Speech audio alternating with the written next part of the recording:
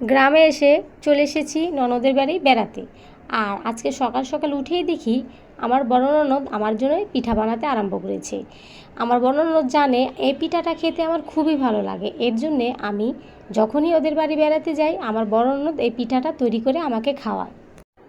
পিঠা বানাতে বানাতে দেখি আমার ভাইয়া এক বাদা তাল নিয়ে চলে এসেছে, আর এই তালের শাঁসটা খেতেও আমার খুবই ভালো লাগে। তোমরা কি তালের শাঁস পছন্দ করো?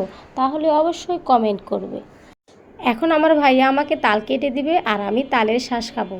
তো তালের শাঁস খাওয়ার পরেই চলে যাচ্ছি কচু উঠাতে। এই কচুটা আজকে আমরা হাঁস দিয়ে রান্না করব। তো দেখতেই পাচ্ছ আমরা কচু উঠাতে চলে এসেছি। আর দেখো এই কচু গাছটা কত বড়, আর এটা কি কচু তোমরা কি জানো?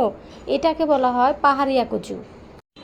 তোমরা হয়তো অনেকেই খেয়েছো আর এটার নামও জানো। আর এটা যদি আমি হাঁস দিয়ে রান্না করি তাহলে তো আর বলার অপেক্ষা রাখে না, কতটা যে স্বাদ হবে তা না খেলে বুঝতে পারবে না।